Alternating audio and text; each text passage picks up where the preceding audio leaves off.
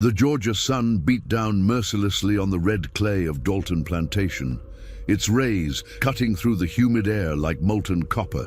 The year was 1863, and the distant thunder of cannon fire from the Civil War had become as familiar as the morning rooster's crow. But on this particular August afternoon, a different kind of thunder was about to shake the very foundations of the plantation. Mama Louise wiped the sweat from her weathered brow as she tended to the vegetable garden behind the slave quarters. At 67 years old, her back was permanently bent from decades of labor. Her hands gnarled like ancient tree roots, and her dark skin bore the scars of countless punishments. Yet her eyes, those deep brown eyes that had witnessed the birth and death of 3 generations, still burned with an inner fire that no amount of suffering had been able to extinguish.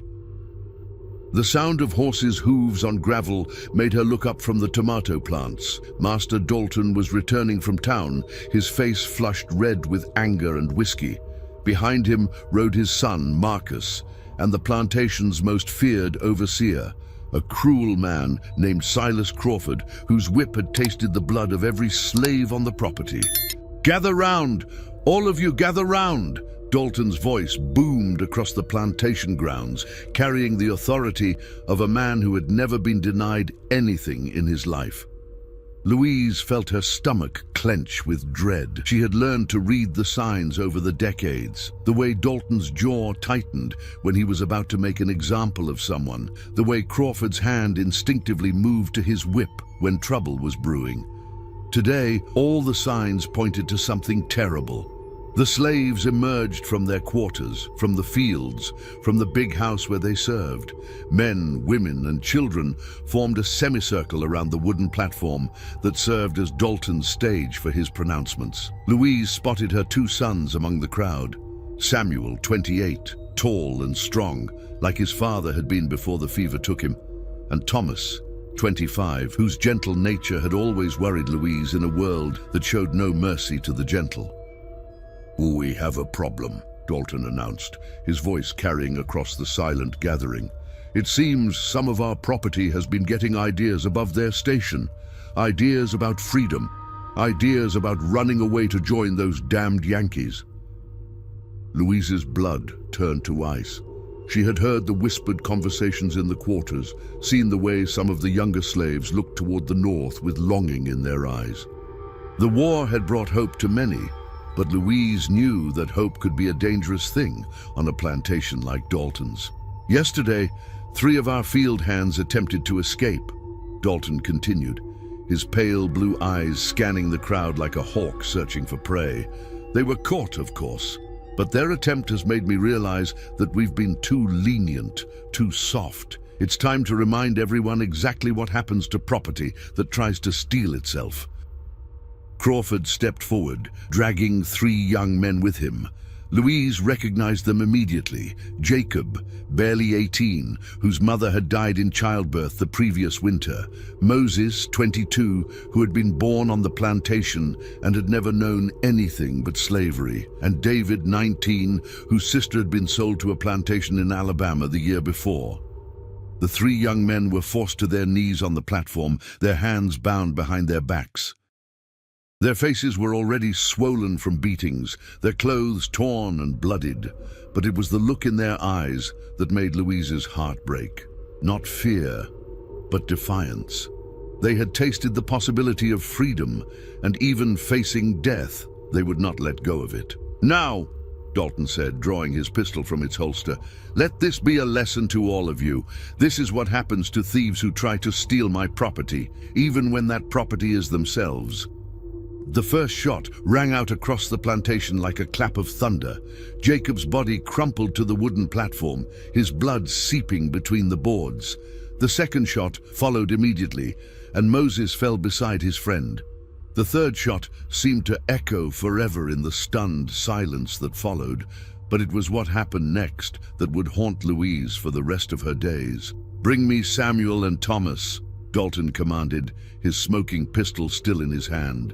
Louise felt the world tilt beneath her feet. "No!" she whispered, the word barely audible. Then, louder, "No!" She tried to run toward the platform, but strong hands grabbed her arms, holding her back. She watched in horror as her sons were dragged forward, their faces pale but determined. Samuel caught her eye and mouthed the words, "I love you, Mama." Thomas, tears streaming down his face, simply nodded. These two, Dalton announced, were seen talking to the escapees, filling their heads with ideas about freedom, about running away. They may not have run themselves, but they planted the seeds of rebellion, and we all know what happens to bad seeds. "Please," Louise screamed, struggling against the hands that held her. "Please, Master Dalton, they're good boys. They never cause no trouble. Please." Dalton looked at her with cold indifference. They caused trouble the moment they started thinking they were anything more than property. The moment they started believing they had the right to dream of freedom. The fourth shot shattered Louise's world. Samuel's body fell forward, his blood mixing with that of the three young men who had died before him. The fifth shot took Thomas, and with it, the last piece of Louise's heart that had remained unbroken. The silence that followed was deafening.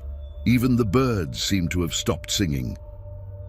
Louise fell to her knees, a keening wail rising from her throat, a sound of such pure anguish that it seemed to come from the very depths of hell itself. "Let this be a lesson to all of you," Dalton said, holstering his weapon. "I own you.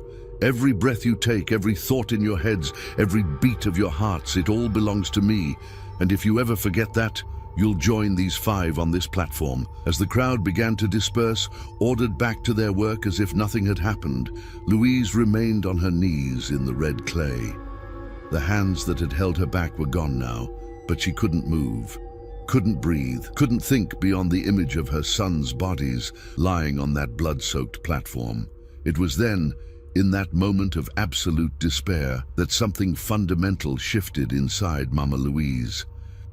The part of her that had endured, that had survived, that had found ways to hope even in the darkest times, that part died with her sons. In its place, something else was born, something cold and hard and filled with a rage that burned hotter than the Georgia sun. That night, as the plantation settled into an uneasy sleep, Louise sat beside the graves where her sons had been hastily buried. The other slaves had been forbidden from holding a proper funeral, forbidden from mourning openly. But Louise sat there anyway, her weathered hands pressed against the fresh earth, and she made a promise. "I'm gonna make them pay," she whispered to the darkness. "Every last one of them. I'm gonna make them pay for what they'd done to you boys. I'm gonna make them pay for every lash, every chain, every drop of blood they spilled. I swear it on your graves, my babies. I swear it on my own soul." The wind picked up, rustling through the trees that surrounded the slave cemetery. To Louise, it sounded almost like voices, the voices of all the slaves who had died on this plantation, all the mothers who had lost their children, all the fathers who had been sold away from their families. They were calling to her, urging her on, giving her strength. She reached into her apron and pulled out the small oil lamp she had carried with her, a battered tin thing that had belonged to her grandmother, who had been brought over on a slave ship from Africa decades before Louise was born. Her grandmother had told her stories of the old ways, the old powers, the old gods who watched over their people even in bondage. Louise lit the lamp with shaking hands, its small flame dancing in the darkness like a beacon of hope, or perhaps a promise of vengeance. "I'm coming for you," she whispered, her voice carrying across the plantation grounds. "All of you, I'm coming, and when I do, you're gonna know what it feels like to be afraid. You're gonna know what it feels like to lose everything you love. You're gonna know what it feels like to die." The flame flickered but did not go out, casting dancing shadows across the graves of her sons. In those shadows, Louise thought she could see faces, the faces of her ancestors, the faces of the spirits who had guided her people through centuries of suffering. They were with her now, lending her their strength, their wisdom, their power. Tomorrow, she would begin planning her escape.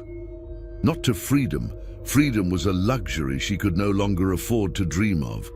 No, her escape would be the first step on a different path entirely.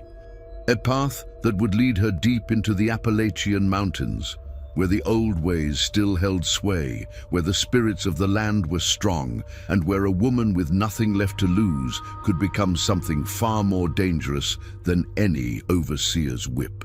As the first light of dawn began to creep across the horizon, Louise finally stood up from beside her son's graves. The lamp in her hand continued to burn, its flame steady and bright despite the morning breeze. She looked back at the plantation one last time, memorizing every building, every face, every detail. "Sleep well," she whispered to the men who had murdered her children. "Sleep well while you can, because your nightmares are about to begin." 3 weeks had passed since the executions, and Mama Louise had used every moment to prepare for what was to come. She had watched, listened and planned with the patience of a woman who had learned that survival often depended on waiting for exactly the right moment to act. The plantation had settled back into its routine of cruelty and oppression, but Louise could sense an undercurrent of fear among both slaves and masters alike. The brutal display on the platform had achieved its intended effect. The other slaves kept their heads down and their voices low, afraid that even a sideways glance might be interpreted as rebellion. But it had also created something else, something Dalton and his men hadn't anticipated, a simmering rage that threatened to boil over at any moment. Louise had become a ghost among her own people. She went through the motions of her daily tasks, tending the garden, helping in the kitchen, mending clothes, but her spirit seemed to have departed with her sons. The other slaves whispered about her when they thought she couldn't hear, saying that the light had gone out of her eyes, that she was just waiting to die. They were wrong. The light hadn't gone out, it had simply changed color. On the night of August 31st, 1863, Louise stood at the window of her small cabin and watched the moon rise over the plantation. It was a blood moon, a lunar eclipse that turned the satellite a deep, ominous red. Her grandmother had told her stories about such moons, nights when the veil between the world of the living and the world of the spirits grew thin, when the old powers stirred and ancient magic flowed like water through the darkness. It was the perfect night for what she had planned. Louise had spent the past 3 weeks gathering supplies with the stealth of a woman who had learned to steal moments of hope from a life of bondage. A small sack of cornmeal hidden beneath loose floorboards, strips of dried meat saved from her meager rations and wrapped in cloth. A water gourd, cleaned and prepared. Most importantly, the oil lamp that had belonged to her grandmother, the one she had lit beside her sons' graves, the one that would light her way into the darkness ahead. She had also gathered something else, something far more dangerous than food or water: information.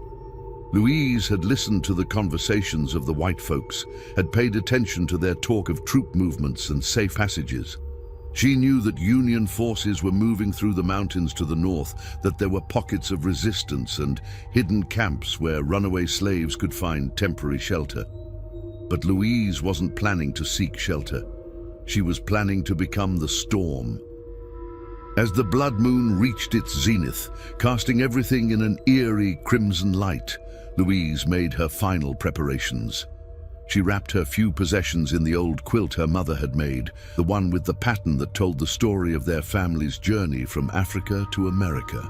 She tied the bundle to her back and picked up the oil lamp, its flame dancing eagerly as if it too was ready for the journey ahead.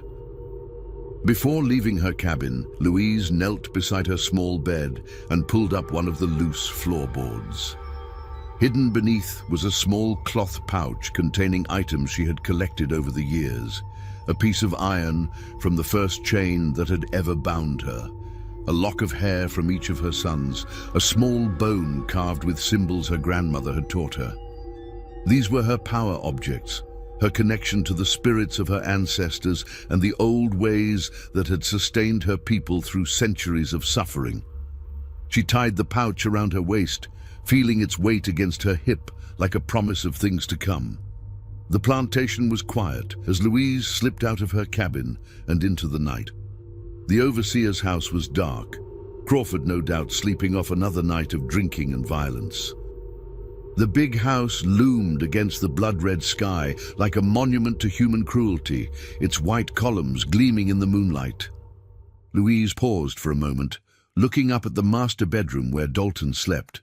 She could see the faint glow of a lamp in the window, could imagine him lying there in his comfortable bed, surrounded by luxury built on the backs of human suffering. Soon, she promised herself, he would know what it felt like to be afraid in the darkness. Moving like a shadow, Louise made her way toward the edge of the plantation. She had studied the patrol routes of the guards, had timed their movements down to the minute.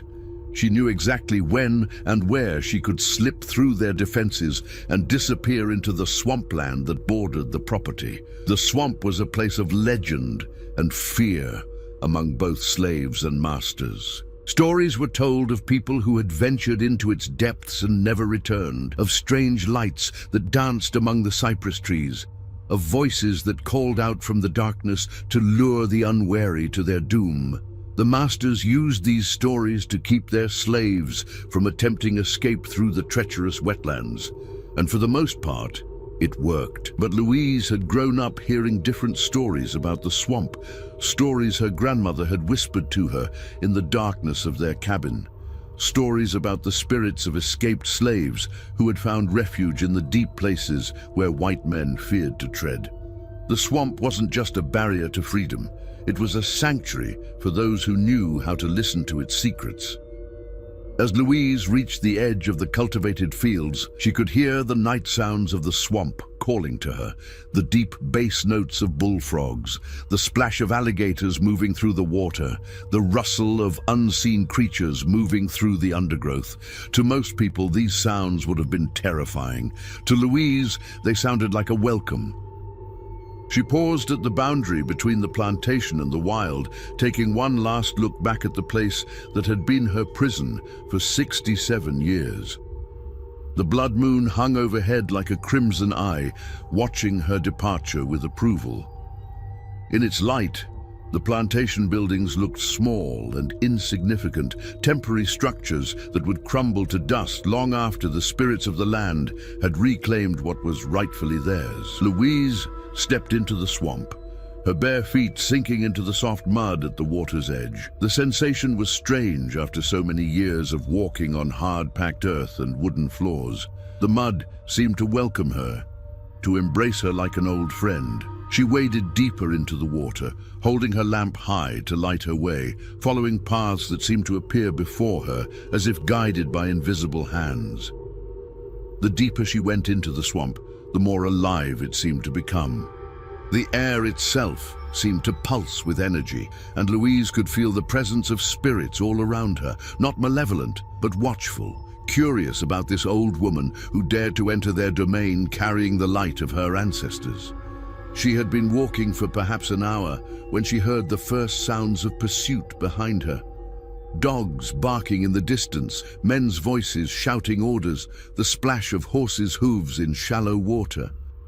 Crawford had discovered her absence and organized a search party. Louise smiled grimly and pressed deeper into the swamp, following waterways that twisted and turned like serpents through the darkness. The lamp in her hand seemed to burn brighter as the pursuit grew closer, its flame dancing with an almost supernatural intensity.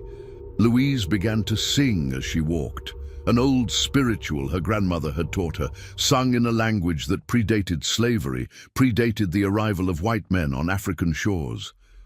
The words seemed to resonate through the swamp, and Louise could swear she heard other voices joining in, the voices of all the escaped slaves who had found refuge in these waters over the years.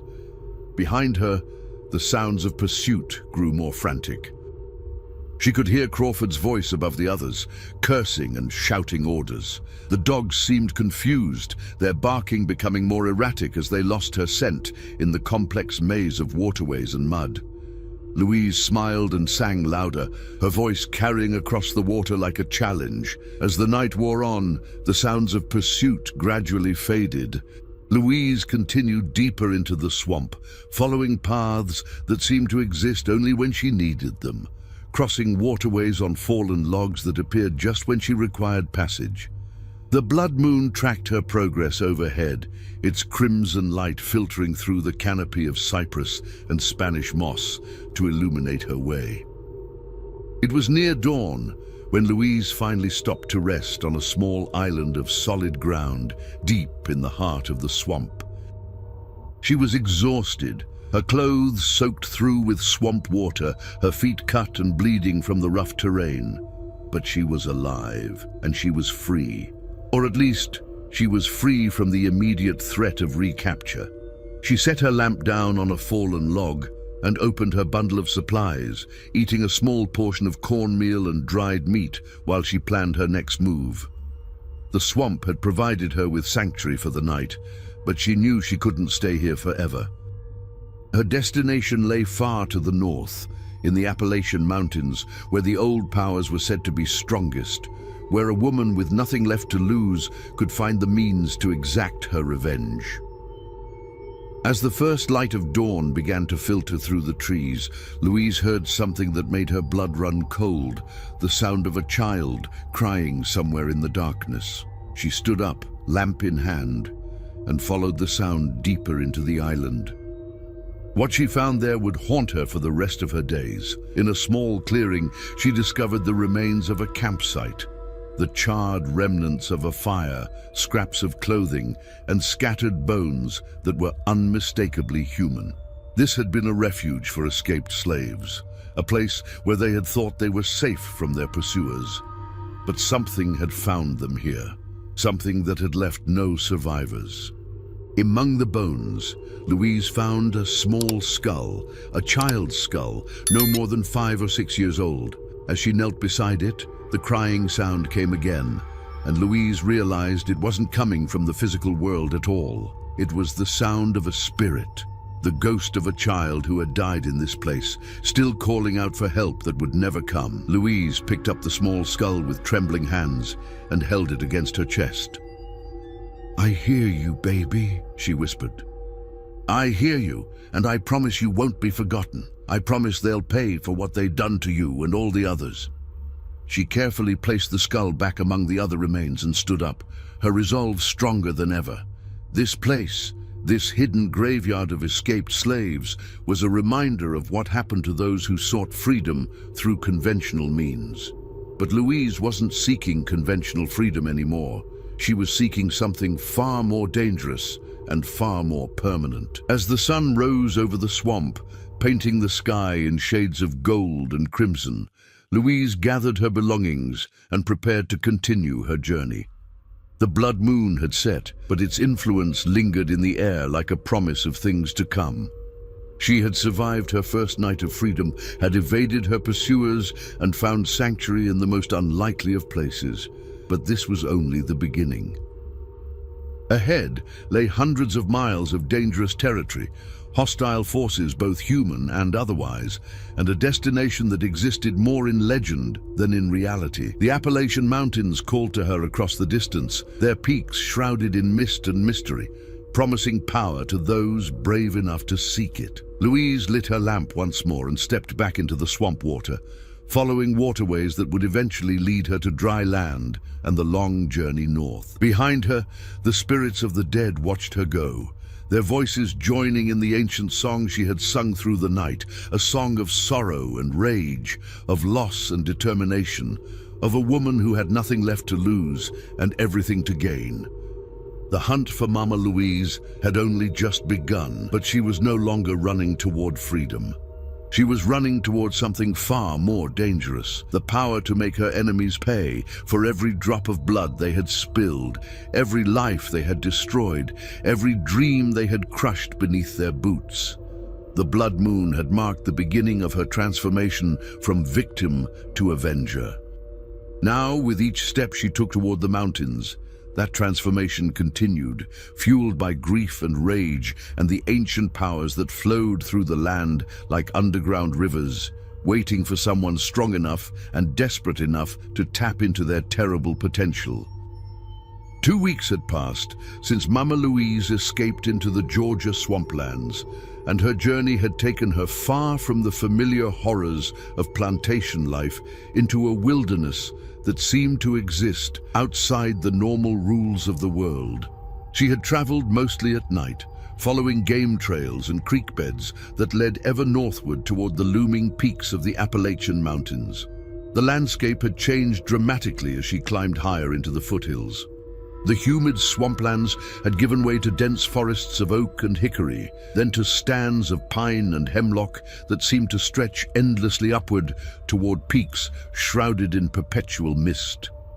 The air had grown thinner and colder, carrying with it the promise of an early winter that would make survival even more challenging for a woman traveling alone with nothing but the clothes on her back and the few supplies she had managed to gather. Louise had lost weight during her journey, her already thin frame becoming gaunt as her meager supplies dwindled. Her clothes hung loose on her body, torn and stained from her passage through thorny underbrush and rocky terrain. Her feet, wrapped in strips of cloth torn from her apron, were cut and bleeding from the rough mountain paths. But her eyes, those deep brown eyes that had witnessed so much suffering, burned with an intensity that seemed to grow stronger with each passing day. She had seen no other human beings since leaving the swamp, though she had found evidence of their passage: cold campfires, discarded equipment, and once disturbingly a shallow grave marked only by a crude wooden cross. The mountains were full of dangers: Confederate deserters, Union scouts, bandits who preyed on anyone foolish enough to travel alone. But Louise had begun to realize that she was becoming something that even these hardened men would fear to encounter in the darkness. It had started with the voices. At first, Louise had attributed them to exhaustion and hunger, the natural hallucinations that came with extreme physical stress. But as the days passed, the voices had become clearer, more distinct, more obviously real.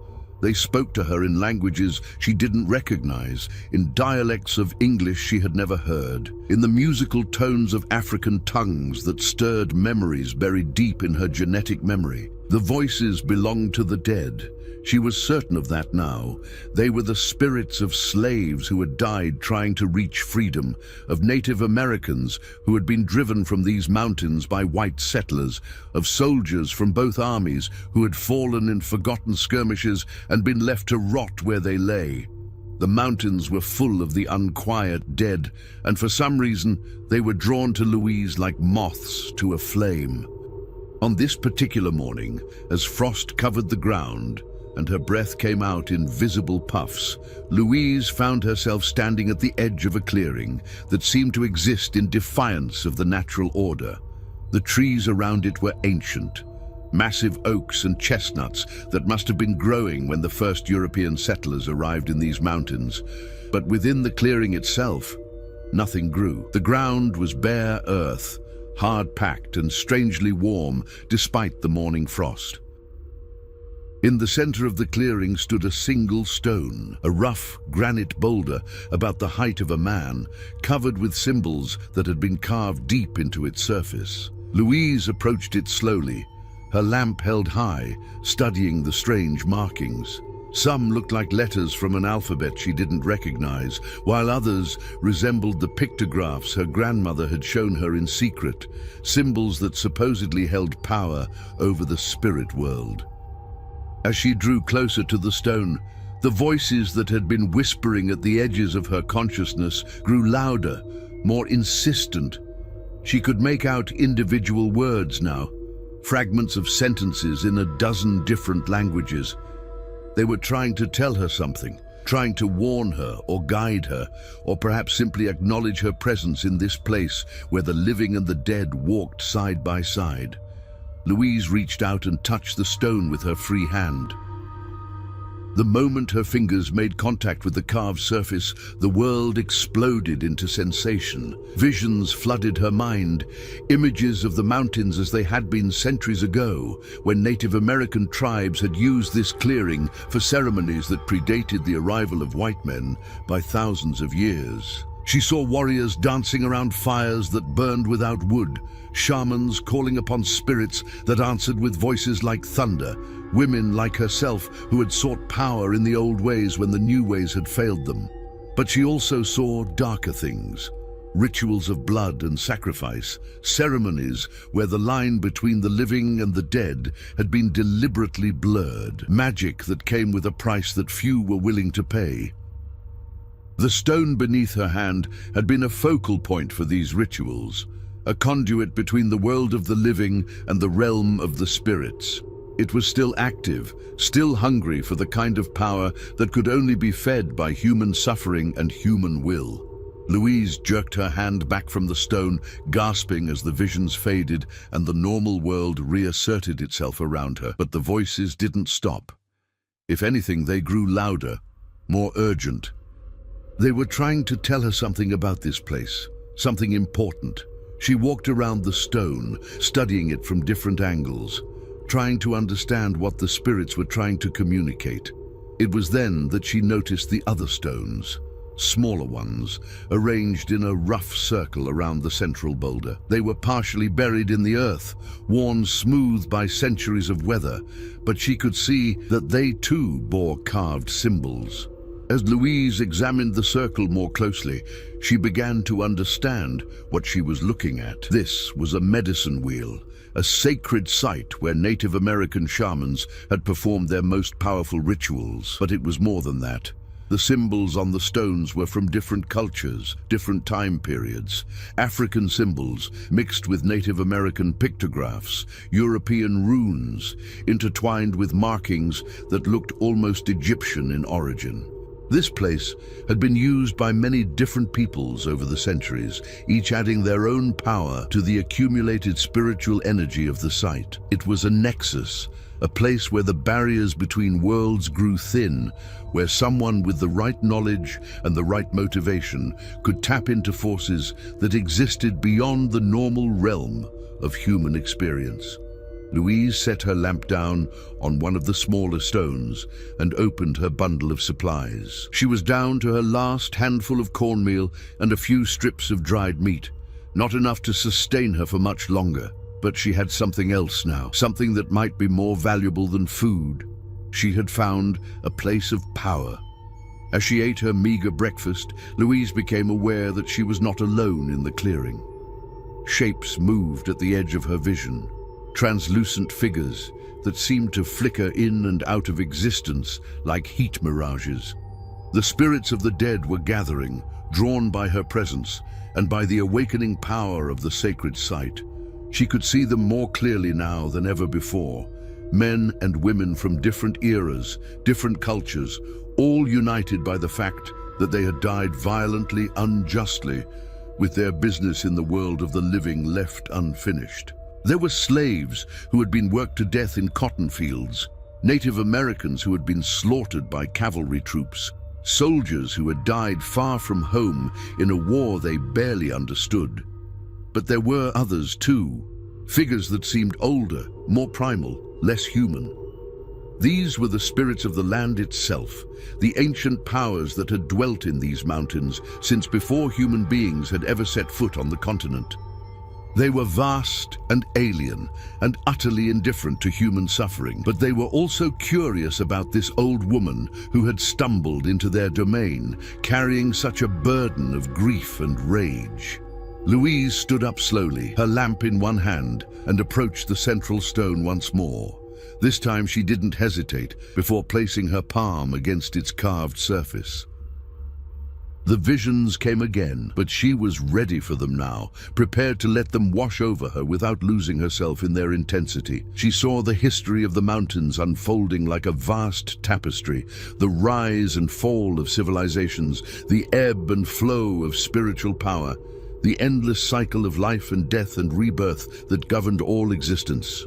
She saw herself as part of that tapestry, a single thread in a pattern that stretched back to the beginning of time and forward to the end of all things.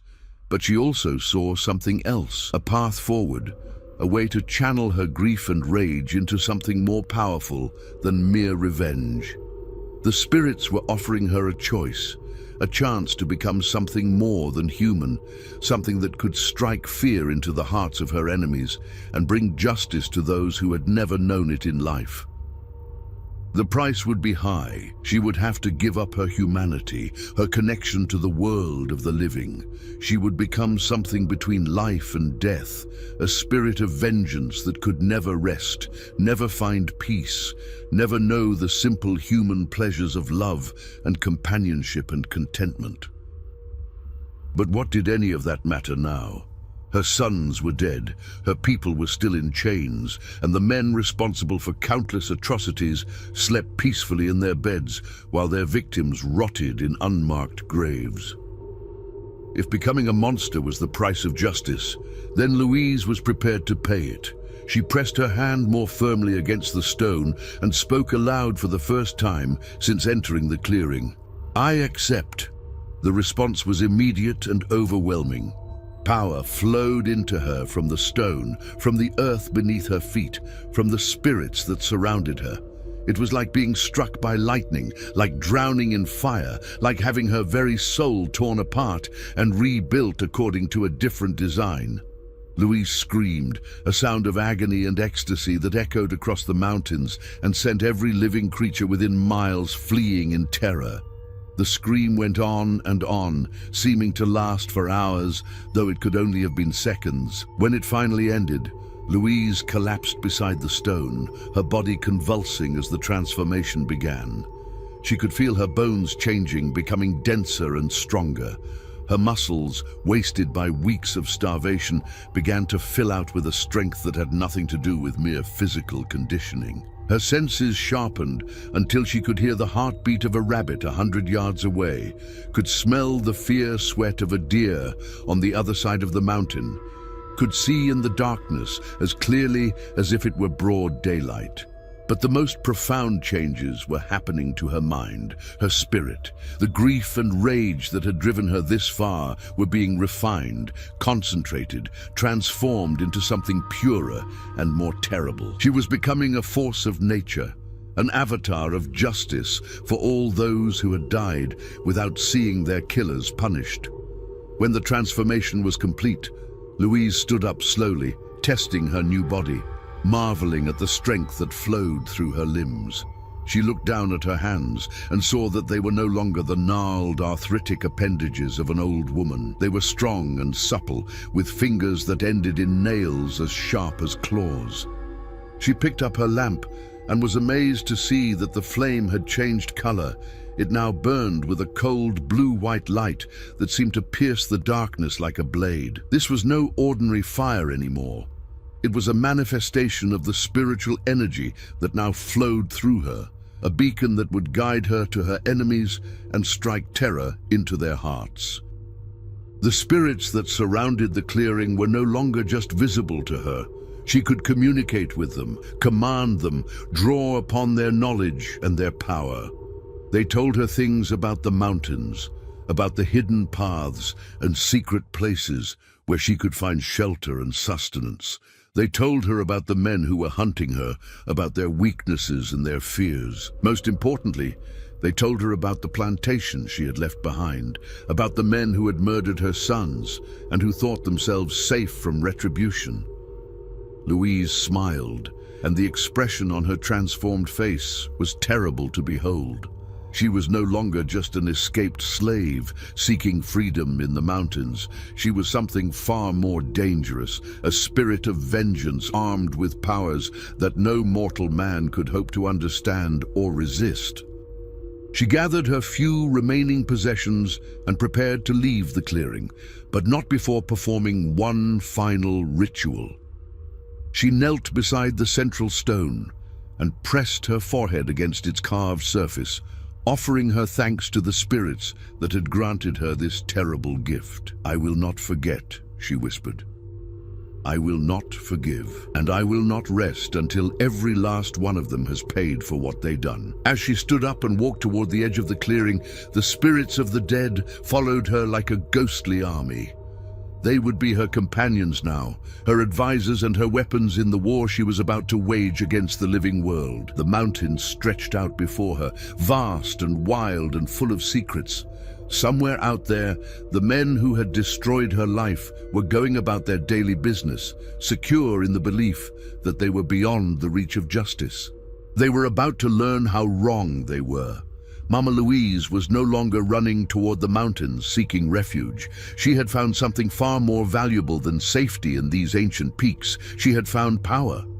And she was about to use that power to bring a reckoning that would echo through these mountains for generations to come.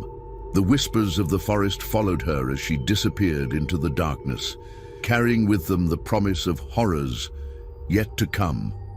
The ancient cabin materialized from the mountain mist like a vision from another world, its weathered logs and moss-covered roof seeming to grow directly from the earth itself. Louise had been climbing for 3 days since her transformation at the stone circle, following paths that appeared and disappeared, according to some logic that existed beyond human understanding. The spirits that now accompanied her had guided her steps, whispering directions in languages both familiar and strange, leading her ever higher into the remote peaks where few living souls dared to venture. The structure before her was clearly old, older than the white settlements in these mountains, older perhaps than the Cherokee villages that had once dotted these slopes. The logs were massive, cut from trees that must have been ancient when the first Europeans arrived in the New World.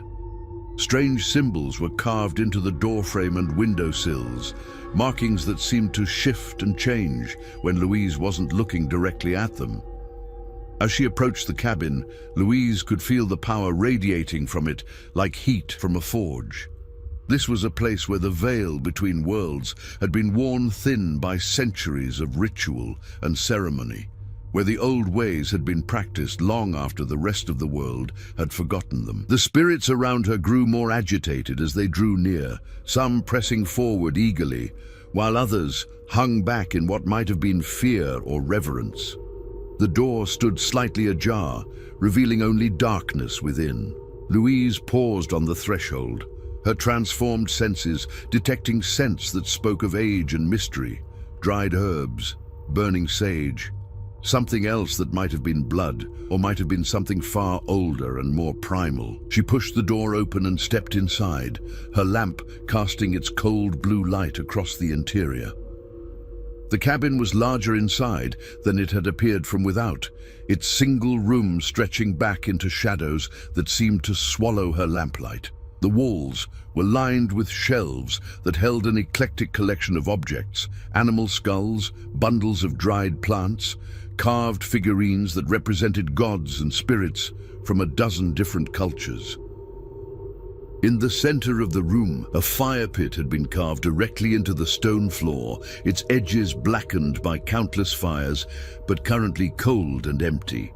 But it was the figure seated in the shadows at the far end of the room that made Louise's breath catch in her throat. The woman was ancient beyond measure, her skin like weathered leather, her hair white as mountain snow and hanging in long braids decorated with feathers and bones. She wore a dress that seemed to be made from animal hide, decorated with beadwork in patterns that hurt to look at directly. Her eyes, when they caught the light from Louise's lamp, glowed with an inner fire that spoke of knowledge accumulated over centuries of existence. "I have been waiting for you, child," the woman said, her voice carrying the weight of ages. She spoke in English, but with an accent that seemed to combine elements from a dozen different languages. "I felt your transformation 3 days ago, felt the old powers stirring in response to your pain and your rage. You have come seeking the final step in your journey, have you not?" Louise found her voice with difficulty. "Who are you?" The ancient woman smiled, revealing teeth that were too sharp, too white for someone of her apparent age. "I have been called many names over the years. The Cherokee knew me as Envihi Atsila, the Angry Fire. The escaped slaves who found their way to these mountains called me Granny Blackroot. The white settlers whispered of me as the Witch of the High Peaks. But you may call me what you will, child. Names have power, but they are not the source of power." Louise stepped further into the cabin, her lamp held high. "You know why I'm here?" "Of course I know. You seek the power to exact vengeance upon those who have wronged you and your people.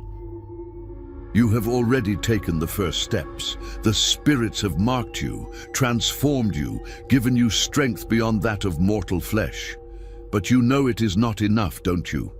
You know that to truly strike fear into the hearts of your enemies, to become the instrument of justice that your people need, you must go further still." The old woman stood up slowly, her movements fluid despite her apparent age. As she stepped into the light, Louise could see that her skin was covered with tattoos, symbols and patterns that seemed to move and shift in the lamplight, telling stories of power and sacrifice that stretched back to the dawn of human civilization. "The transformation you underwent at the stone circle was just the beginning," the woman continued, moving to one of the shelves and selecting various items. A carved bone knife, a clay bowl, bundles of herbs that Louise didn't recognize. It gave you strength, enhanced your senses, allowed you to see and communicate with the spirits of the dead.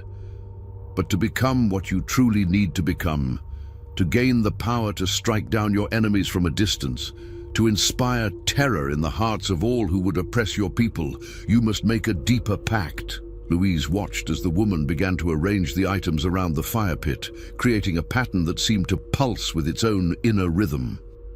"What kind of pact?" "A blood pact, child.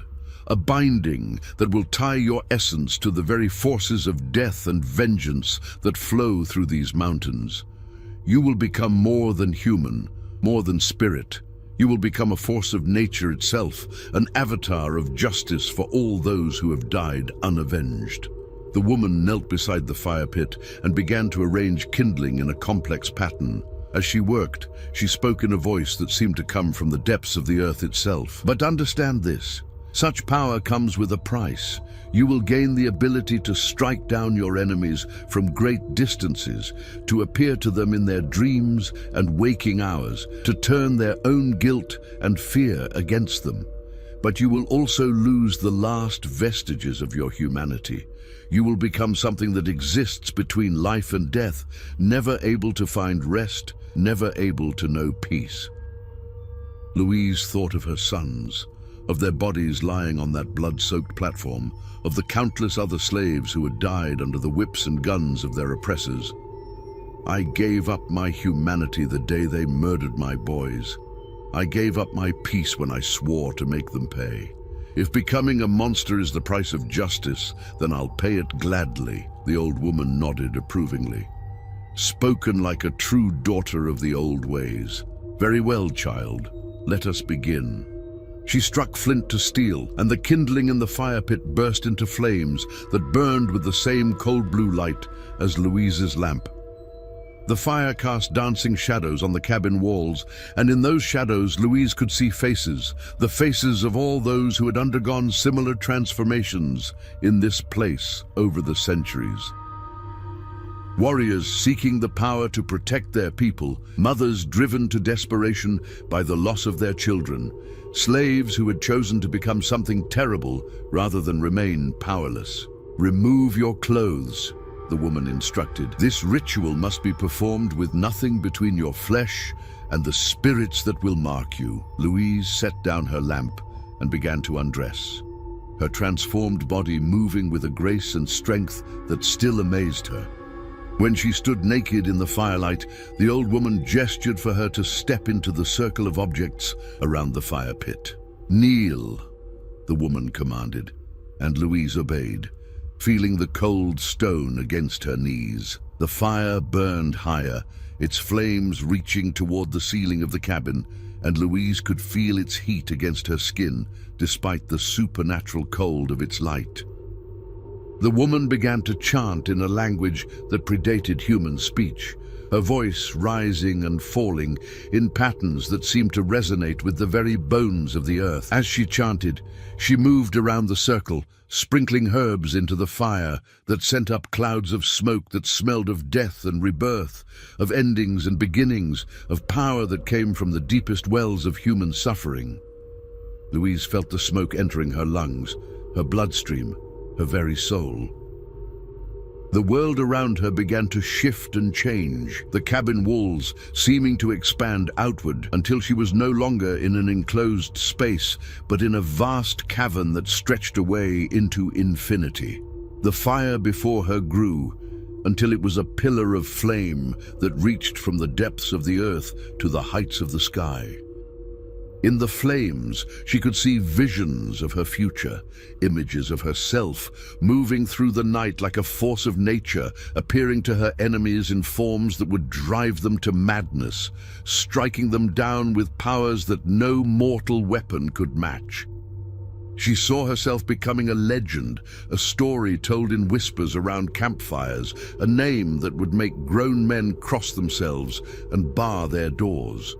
But she also saw the price she would pay, the eternal loneliness of existing between worlds, the constant hunger for vengeance that would never be fully satisfied, the gradual erosion of everything that had once made her human. She would become powerful beyond imagining, but she would also become something that could never again know love or joy or simple human contentment.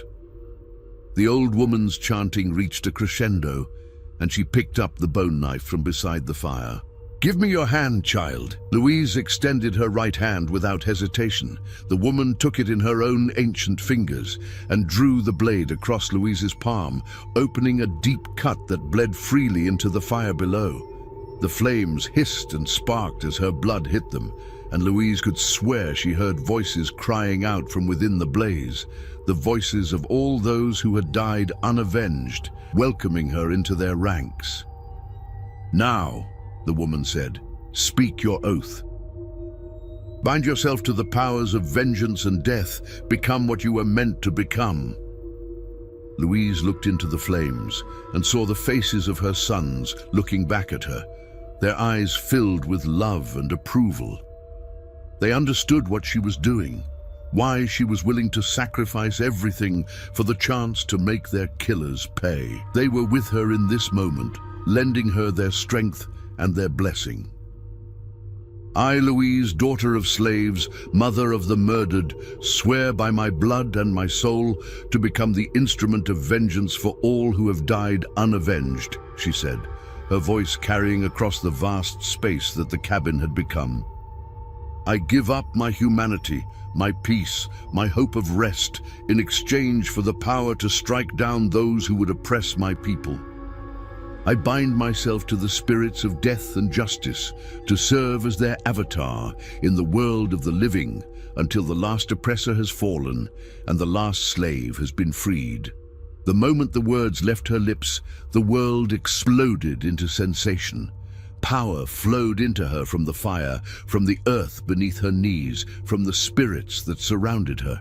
But this was different from the transformation she had undergone at the stone circle. This was deeper, more fundamental, more permanent.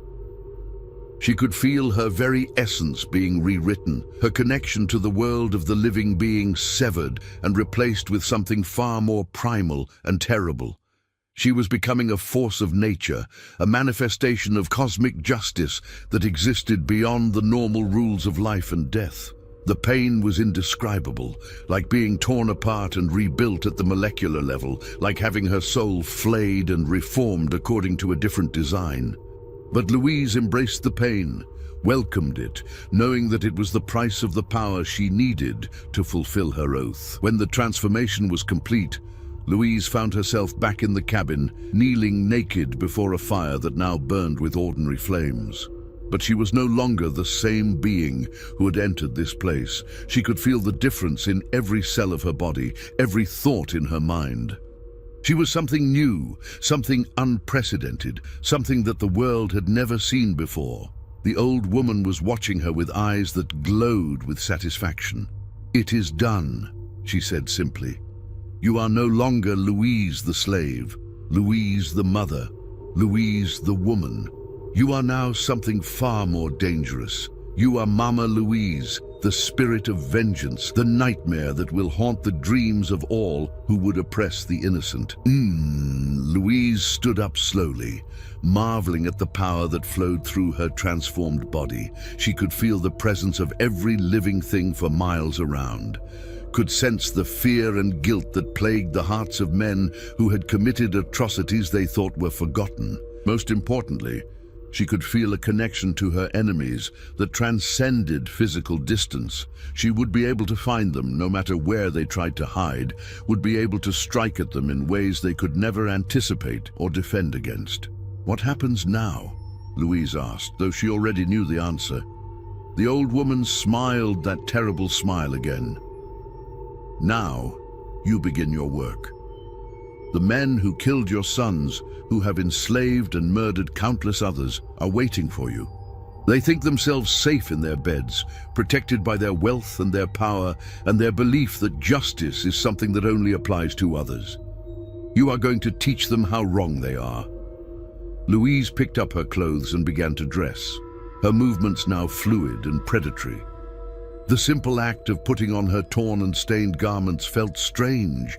She was no longer truly human, and human clothing seemed almost like a disguise, a way of hiding her true nature from a world that wasn't ready to see what she had become. "There is one more thing," the old woman said, reaching into the shadows and producing an object that made Louise's breath catch in her throat. It was a lantern. Not the simple oil lamp she had been carrying, but an ornate piece of metalwork that seemed to be made from some dark metal that absorbed light rather than reflecting it. Strange symbols were etched into its surface, and when the woman opened its door and transferred the flame from Louise's old lamp, the fire that burned within was like nothing Louise had ever seen, a flame that was simultaneously brilliant and dark, warm and cold, comforting and terrifying. "This is the lantern of the unavenged," the woman explained, handing it to Louise. "It will burn as long as there are wrongs to be righted, as long as there are oppressors who have escaped justice. Its light will guide you to your enemies and strike fear into their hearts. It will be your weapon, your beacon, and your symbol." Louise took the lantern in her hands and felt its power resonating with her own transformed essence. This was more than just a tool. It was an extension of herself, a physical manifestation of her purpose and her power. "Thank you," she said to the old woman, though the words seemed inadequate for what had been given to her. The woman waved dismissively. "Thank me by using what you have been given wisely. Remember that with great power comes great responsibility. You have the ability to strike down the guilty, but you must be careful not to harm the innocent. The spirits of justice are watching you, child. Do not disappoint them." Louise nodded and turned toward the door of the cabin. As she stepped outside into the mountain mist, she could feel the weight of her new purpose settling around her like a cloak. She was no longer running from her past or seeking refuge from her enemies. She was the storm that was coming for them, the reckoning they had never imagined possible. The mist swirled around her as she began her descent from the high peaks, and in its shifting patterns, she could see the faces of all those who awaited her justice. The plantation owners who had grown rich on the blood of slaves, the overseers who had wielded their whips with sadistic pleasure, the politicians who had written laws that treated human beings as property. They were all out there, living their lives in blissful ignorance of the fate that was approaching them. But their ignorance would not last much longer. Mama Louise was coming for them, and when she arrived, they would learn that some crimes could never be forgiven, some debts could never be forgotten, and some forms of justice transcended the boundaries between life and death. The lantern of the unavenged cast its eerie light through the mist as Louise disappeared into the darkness, beginning the final phase of her transformation from victim to avenger. The mountains themselves seemed to whisper her name as she passed, and the spirits of the dead followed in her wake like a ghostly army, ready to witness the terrible justice that was about to be unleashed upon the world. The autumn mist clung to the Georgia countryside like a shroud as three horsemen made their way along the muddy road that led back toward Dalton Plantation. It had been 6 weeks since Mama Louise's escape, and the search parties that had been sent after her had returned empty-handed, their dogs confused by scent trails that seemed to vanish into thin air, their trackers baffled by footprints that led nowhere and signs that made no sense. Silas Crawford rode at the head of the small group, his weathered face set in lines of frustration and barely controlled rage. As the plantation's head overseer, the escape of any slave reflected poorly on his competence, but the disappearance of an elderly woman who should have been easy to track had become a source of particular humiliation. The other plantation owners in the area had begun to whisper that Crawford was losing his touch, that perhaps it was time for a younger, more capable man to take his place. Behind Crawford rode two of his most trusted men, Jake Morrison, a brutal enforcer who had earned his reputation by never allowing an escaped slave to remain free for more than a few days, and Tom Bradley, a tracker whose skills with hounds and reading sign had made him invaluable in previous manhunts. Both men shared their leader's frustration at their failure to recapture Louise, and both were eager to restore their reputations by bringing her back to face the consequences of her defiance. They had spent the last 3 days searching the remote valleys north of the plantation, following reports from local farmers who claimed to have seen strange lights moving through the forest at night. The stories were wild and contradictory. Some spoke of a woman carrying a lantern that burned with cold fire. Others described a ghostly figure that appeared and disappeared like smoke. Crawford had dismissed most of these tales as the superstitious nonsense of ignorant country folk, but the sheer number of reports had convinced him that Louise was still in the area. What he didn't know was that the reports were true and that the woman they were hunting was no longer entirely human. "We should have found some trace of her by now," Morrison grumbled, adjusting his position in the saddle as his horse picked its way carefully along the rutted road. "An old woman traveling alone, on foot with winter coming on. She should be dead by now, or close enough to it that finding her would be easy." Crawford spat into the mud beside the road. "That's what I thought too, but these mountain folk keep insisting they've seen her, and their descriptions are too consistent to ignore. She's out there somewhere, probably holed up in some cave or abandoned cabin, waiting for us to give up the search." Bradley, who had been silent for most of the ride, suddenly held up his hand for the others to stop. "You hear that?"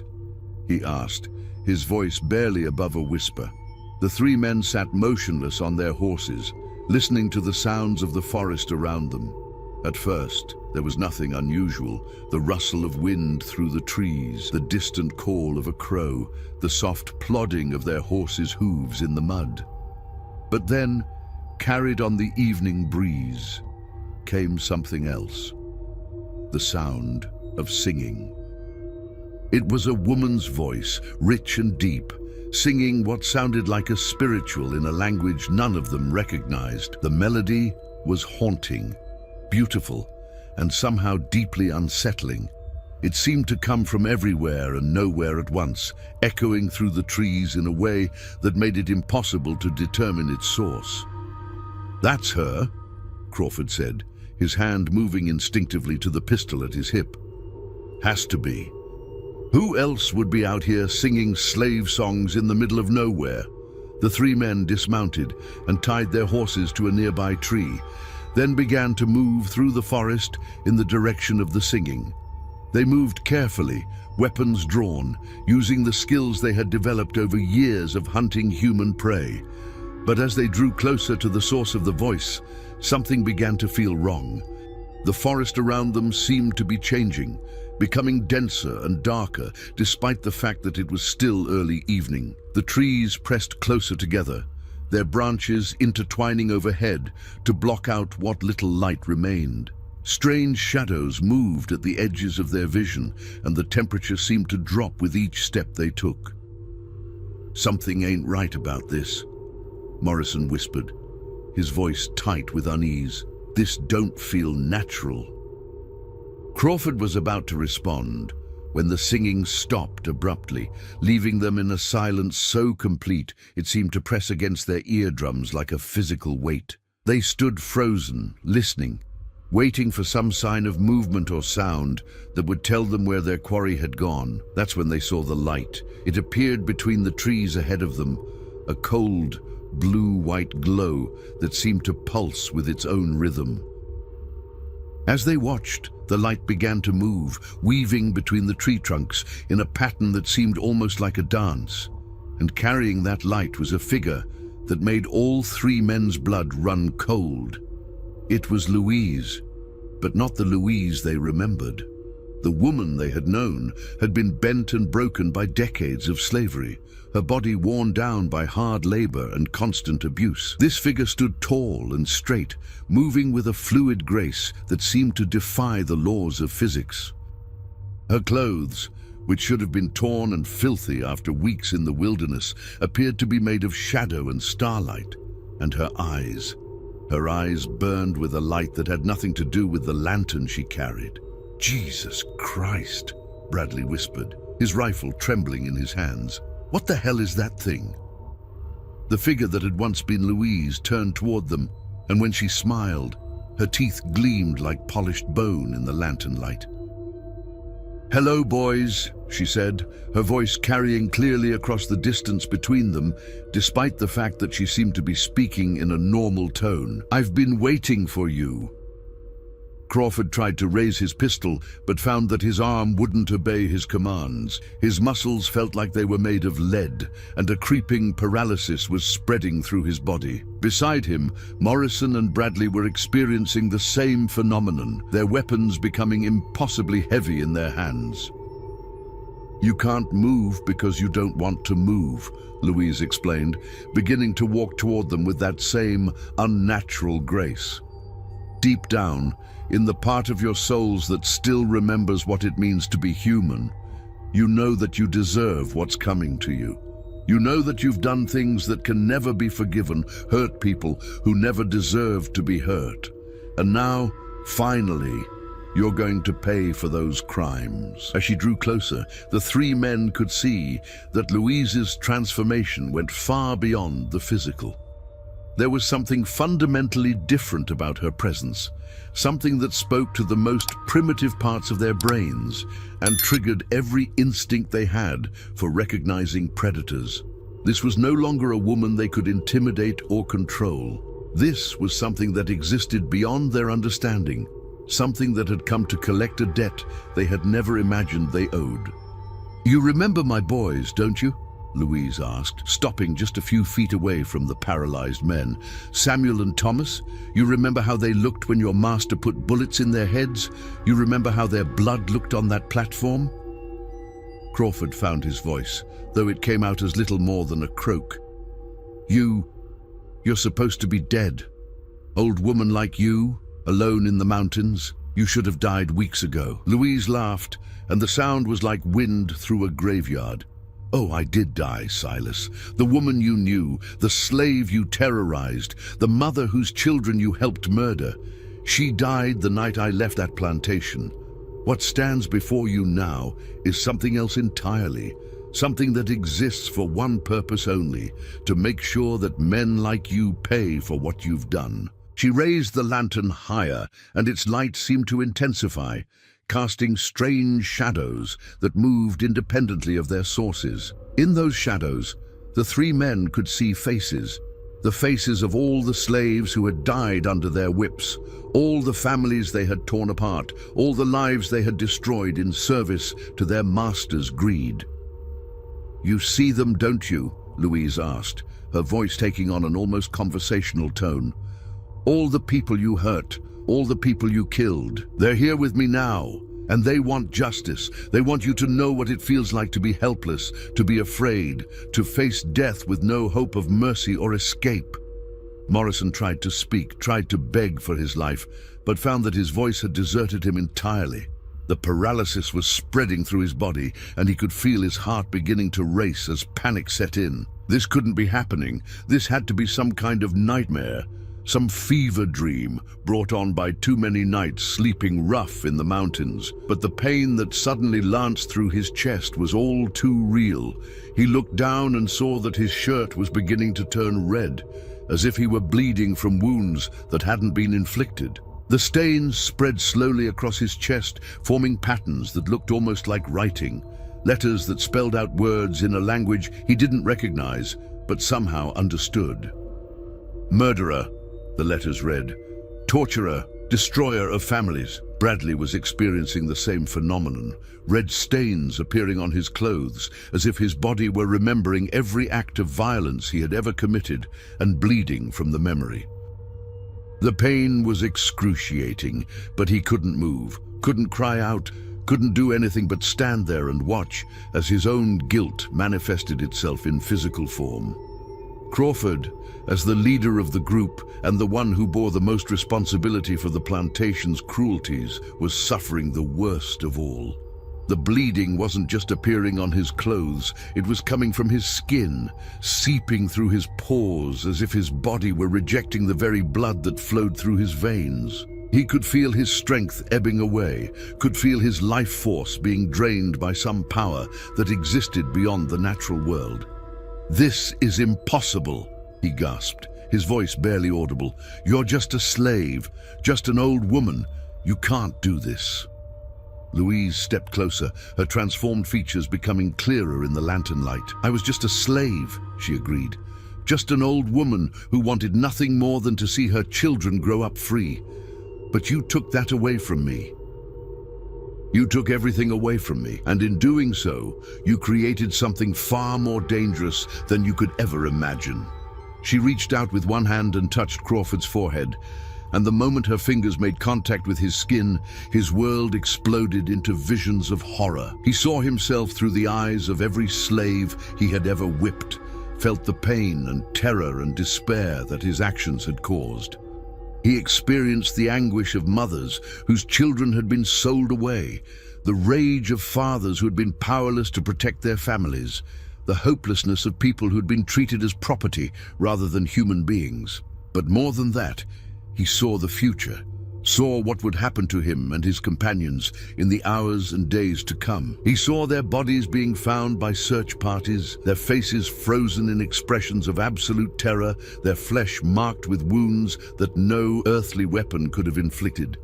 He saw the fear that would spread through the white community as word of their deaths got out, the way people would whisper about the old slave woman who had somehow returned from the dead to exact her revenge. "You're going to become a story," Louise told him, her voice echoing inside his head as well as in his ears. "A cautionary tale about what happens to those who think they can escape justice simply because their victims are powerless. Your deaths will be remembered long after your names are forgotten, and every overseer, every master, every person who profits from human suffering will wonder if they might be next." The visions intensified, showing Crawford not just his own fate, but the fates of all those who had participated in the system of slavery. He saw plantation owners dying in their beds, their hearts stopped by terror so pure it became a physical force. He saw politicians who had written laws supporting slavery found dead in their offices, their bodies bearing marks that told the story of every injustice they had helped to perpetuate. He saw a wave of supernatural vengeance sweeping across the South, targeting all those who had grown rich and powerful on the backs of human misery. "This is just the beginning," Louise whispered, her breath cold against his ear. "I am the first, but I will not be the last. Every slave who dies unavenged, every mother who loses her children to the auction block, every father who is worked to death in the fields, they will all have their champions. The spirits are awakening, and they are angry." Crawford tried to scream, but no sound came from his throat.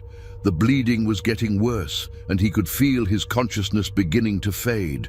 But even as death approached, the visions continued, showing him a future where the system he had served so faithfully would crumble under the weight of its own cruelty, where the oppressed would rise up and claim the justice that had been denied them for so long. Morrison was the first to fall, his body collapsing to the forest floor as his heart finally gave out under the strain of supernatural terror. Bradley followed moments later, his face locked in an expression of absolute horror as he experienced every moment of pain he had ever inflicted on another human being. Crawford lasted the longest, his constitution strengthened by years of violence and cruelty, but even he could not withstand the full force of Louise's transformed power.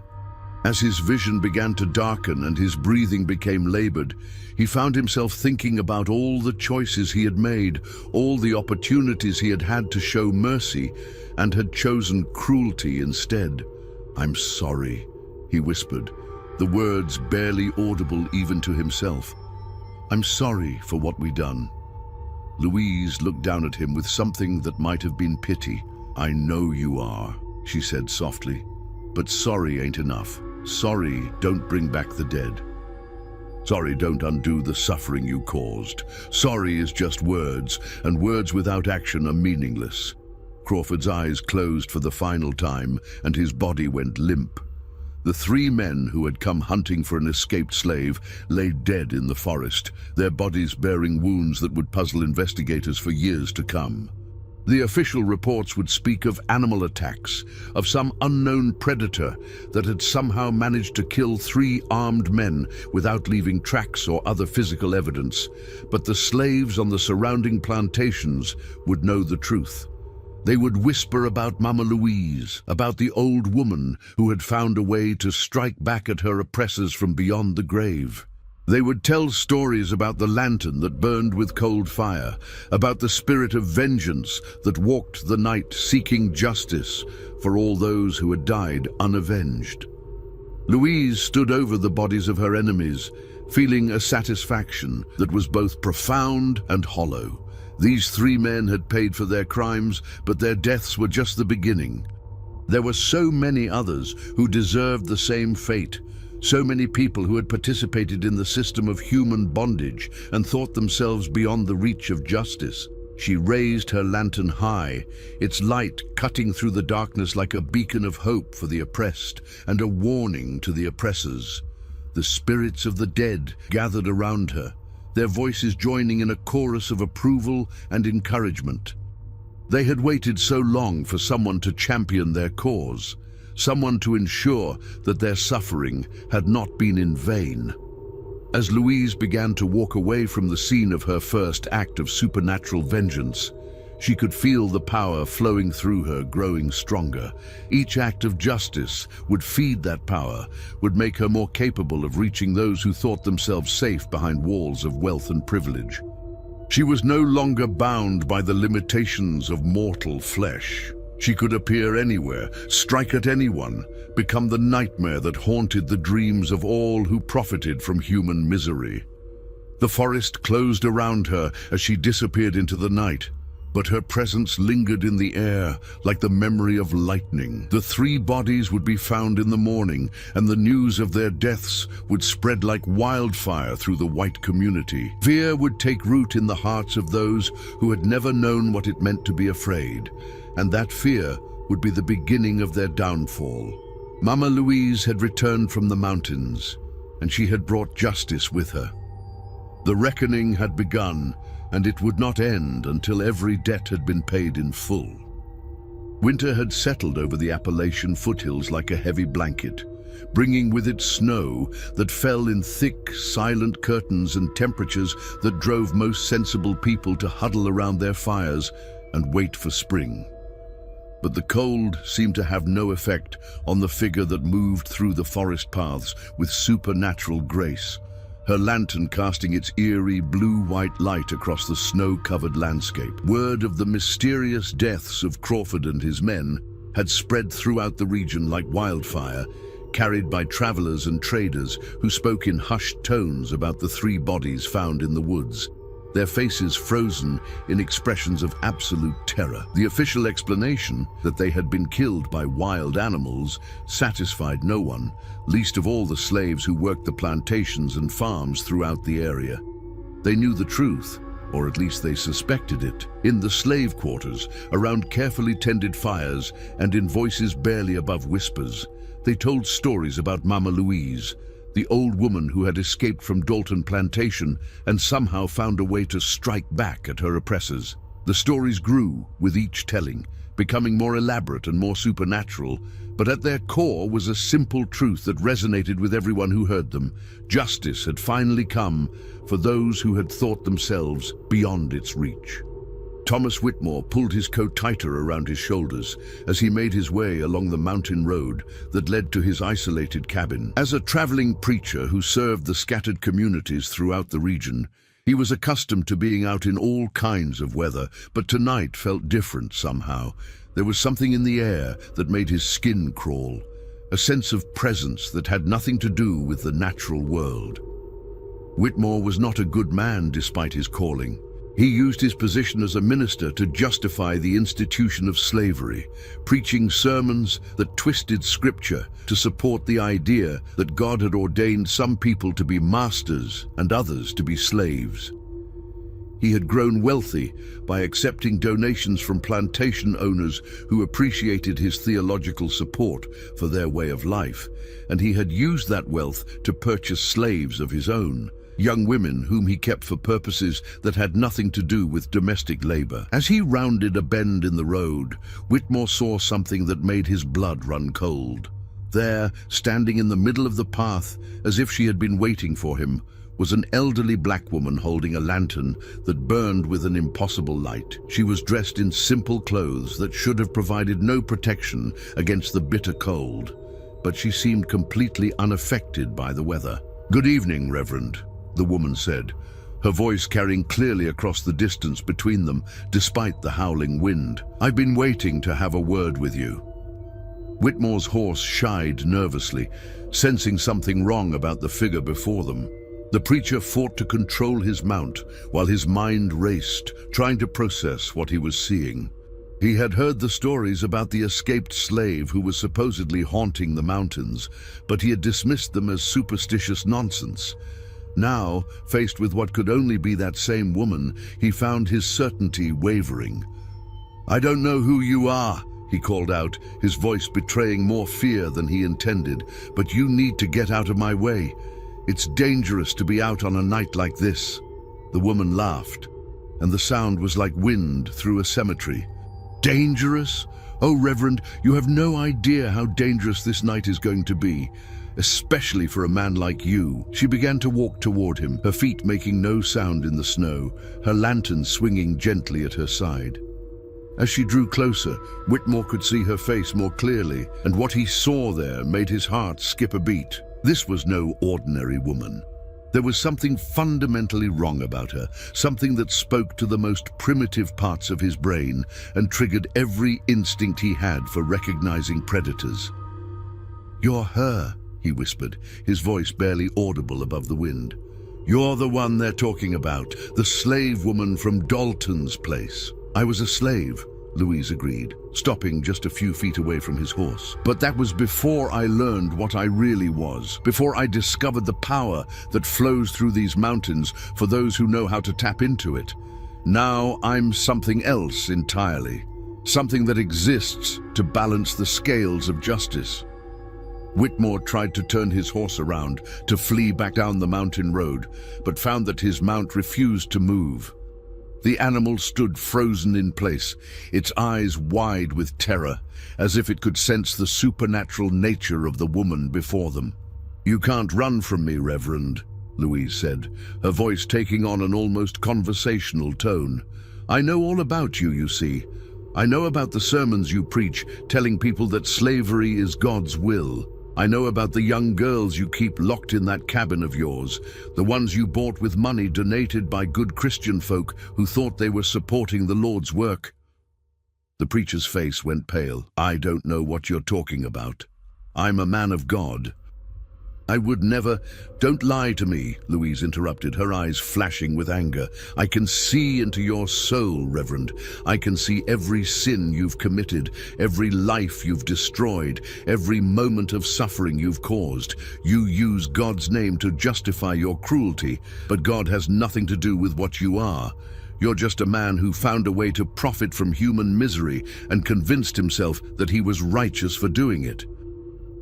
She raised her lantern higher, and its light seemed to intensify, casting strange shadows that moved independently of their sources. In those shadows, Whitmore could see faces, the faces of all the young women he had abused, all the slaves whose suffering he had justified with twisted scripture, all the people who had trusted him as a man of God, only to be betrayed and exploited. "They're here with me now," Louise said, gesturing to the shadows that surrounded them. "All the people you hurt, all the lives you destroyed. They want justice, Reverend. They want you to know what it feels like to be helpless, to be afraid, to face judgment with no hope of mercy." Whitmore tried to speak, tried to quote scripture or call upon his God for protection, but found that his voice had deserted him. The cold was seeping into his bones, but it wasn't the natural cold of the winter night. This was something deeper, more fundamental, the cold of the grave and the void beyond. "You preached that slavery was God's will," Louise continued, beginning to circle around his horse like a predator stalking its prey. "You told people that some human beings were meant to be property, that suffering was part of God's plan. Well, let me tell you something about God's plan, Reverend. God doesn't will suffering, people like you do. God doesn't ordain slavery, people like you do. And God doesn't protect those who use his name to justify cruelty, as you're about to find out." The shadows around them began to move more actively, reaching out toward Whitmore with what looked like grasping hands. He could feel them touching him, cold fingers that seemed to pass right through his clothes and skin to grasp at his very soul. The sensation was indescribable, like being touched by death itself, like having his life force slowly drained away by forces beyond his understanding. "Please," he whispered, his voice barely audible. "I'm sorry. I didn't mean... I was just trying to serve God." Louise stopped circling and looked up at him with something that might have been pity. "You were trying to serve yourself," she corrected. "You found a way to make money and satisfy your lusts while convincing yourself that you were doing God's work. But deep down, you always knew the truth, didn't you? You always knew that what you were doing was wrong." The preacher's body began to convulse as the supernatural cold penetrated deeper into his system. He could feel his heart struggling to beat, could feel his blood beginning to freeze in his veins. But worse than the physical sensations were the visions that began to flood his mind.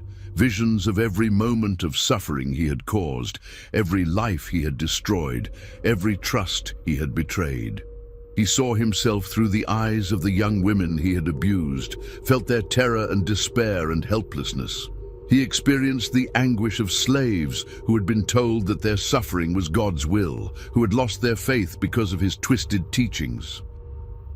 He felt the weight of every soul he had helped to damn, every spirit he had broken in service to his own greed and lust.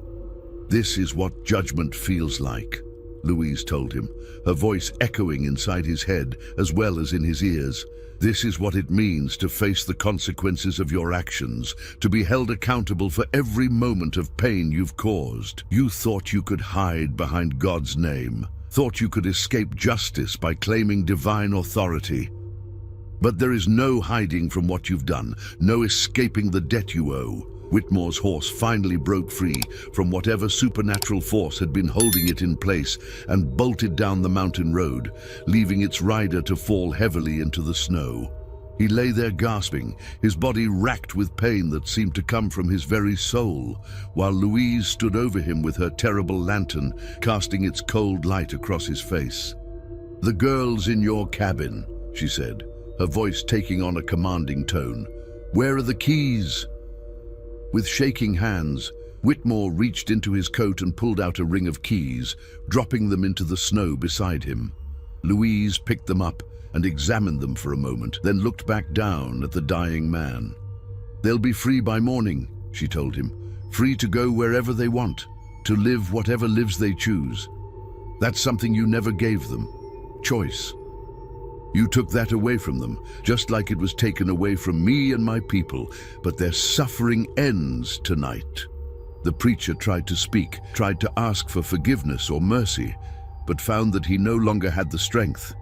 The cold had penetrated too deeply, and he could feel his life ebbing away like water from a broken vessel. His last conscious thought was a moment of genuine remorse, not for being caught, not for facing punishment, but for the pain he had caused to innocent people who had trusted him. Louise watched as the light faded from his eyes, feeling the same hollow satisfaction she had experienced after killing Crawford and his men. Another debt had been paid, another injustice had been balanced, but the work was far from over. There were so many others who deserved the same fate, so many people who had participated in the system of human bondage and thought themselves beyond the reach of justice. She picked up the keys and began walking toward Whitmore's cabin, her lantern lighting the way through the snow-covered forest. The structure was larger than she had expected, built with money that had been donated by people who thought they were supporting God's work. But Louise could sense the suffering that had taken place within its walls, could feel the pain and fear that had soaked into the very wood and stone. The young women she found locked in the cabin's basement were barely more than children, girls who had been purchased at slave auctions and brought here to satisfy the preacher's twisted desires. They cowered in the corners of their cells when Louise appeared, terrified by her supernatural appearance, but desperate for any hope of escape. "Don't be afraid," Louise told them, her voice gentle despite her transformed nature. "I'm here to set you free. The man who hurt you is dead, and he'll never hurt anyone again." She unlocked their cells one by one, helping them to gather what few possessions they had and preparing them for the journey to freedom. Some of them were too traumatized to speak, while others wept with relief at the prospect of escape. All of them looked at Louise with a mixture of fear and gratitude, sensing that she was something more than human, but recognizing her as their savior nonetheless. "There's a settlement about 10 miles north of here," Louise told them as they prepared to leave the cabin. "Free black folks who'll take you in, help you get on your feet. Follow the North Star and keep walking until you see the lights. Tell them Mama Louise sent you, and they'll know you're under my protection." Udine, as the young women disappeared into the snowy night, Louise turned her attention back to the cabin. She could not let this place of suffering continue to exist, could not allow it to become a monument to the cruelty that had taken place within its walls. She raised her lantern high and spoke a single word in the ancient language the old woman in the mountains had taught her. The cabin burst into flames that burned with the same cold light as her lantern, consuming the structure completely, but somehow never spreading to the surrounding forest. The fire burned all night, visible for miles around, serving as a beacon of hope for the oppressed and a warning to the oppressors. By morning, nothing remained of the preacher's cabin but a circle of ash in the snow. The official investigation would conclude that Whitmore had died in the fire, that some accident with his fireplace had led to the destruction of his home. But the slaves throughout the region would know the truth, and they would add another chapter to the growing legend of Mama Louise, the spirit of vengeance who walked the night with her terrible lantern. The stories would spread from plantation to plantation, carried by field hands and house servants who whispered them in the darkness of their quarters. They would speak of the old woman who had found a way to strike back at her oppressors, who had become something more than human in her quest for justice. They would tell their children about the lantern that burned with cold fire, about the spirit who protected the innocent and punished the guilty. And in the big houses where the masters lived, fear would begin to take root. They would hear the stories too, and they would wonder if they might be next, if their own crimes might have marked them for supernatural vengeance. They would bar their doors and hire more guards, but deep down they would know that no earthly protection could save them from the kind of justice that Mama Louise represented. The legend was growing, spreading like wildfire through the consciousness of both the oppressed and the oppressors. And at its center was a woman who had transcended the boundaries between life and death, who had become a force of nature in her quest to balance the scales of justice. Louise continued her journey through the snowy mountains, her lantern lighting the way toward her next target. There were so many debts to collect, so many wrongs to right, so many people who needed to learn that some crimes could never be forgiven. The work would continue until every last oppressor had paid for their sins, until every slave had been avenged, until the system of human bondage had been brought to its knees by the very spirits of those it had sought to destroy. The woman with the lantern walked on through the night, and the mountains themselves seemed to whisper her name in approval. 23 years had passed since Mama Louise first disappeared into the Appalachian mountains, and the world had changed in ways that few could have imagined.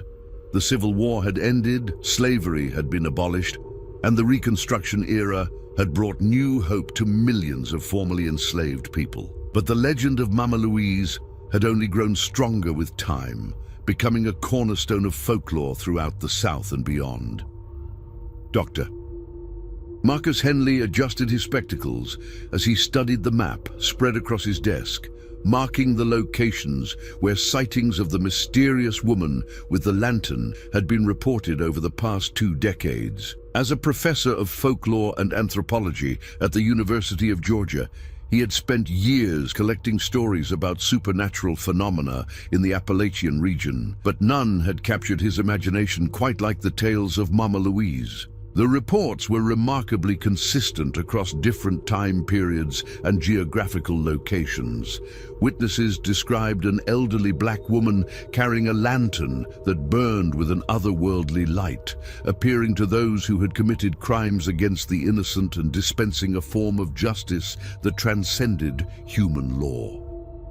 Former slave owners, corrupt officials, and others who had profited from human suffering had been found dead under mysterious circumstances, their bodies bearing no obvious wounds, but their faces frozen in expressions of absolute terror. What made the stories particularly intriguing to Dr. Henley was their persistence even after the end of slavery. The sightings had continued well into the 1880s, with reports coming from as far away as Texas and Virginia. It was as if the spirit of vengeance that had been awakened during the darkest days of the antebellum period had taken on a life of its own, continuing to seek out injustice wherever it might be found. Now, in the autumn of 1886, Dr. Henley was preparing to lead an expedition into the remote peaks of the Appalachian Mountains, following reports from local hunters and trappers who claimed to have seen strange lights moving through the forest at night. His goal was not to debunk the legend. He had seen too much evidence to dismiss it entirely, but rather to understand it, to document it, and perhaps to discover the truth behind one of the most persistent supernatural stories in American folklore. The expedition consisted of Dr. Henley himself, his graduate assistant James Morrison, no relation to the overseer who had died years earlier, a local guide named Samuel Crow Feather, who claimed Cherokee ancestry, and a photographer named William Hayes, who specialized in documenting unusual phenomena. They had spent weeks preparing for the journey, gathering supplies and equipment that would allow them to survive in the wilderness for an extended period. As their wagon made its way along the winding mountain roads, Dr. Henley found himself thinking about the historical context that had given birth to the legend. The antebellum period had been a time of incredible cruelty and injustice, when human beings had been treated as property and their suffering had been justified by twisted interpretations of religion and law. It was perhaps inevitable that such a system would give rise to stories of supernatural vengeance, tales that provided hope to the oppressed and served as warnings to the oppressors. But what if the stories were more than just folklore? What if there really was something moving through these mountains, something that had been awakened by the collective anguish of millions of enslaved people and had taken upon itself the task of balancing the scales of justice? "Professor," James Morrison said, interrupting his thoughts, "Samuel says we're getting close to the area where the most recent sightings have been reported." Dr. Henley looked up to see their Cherokee guide pointing toward a narrow trail that led up into the higher peaks.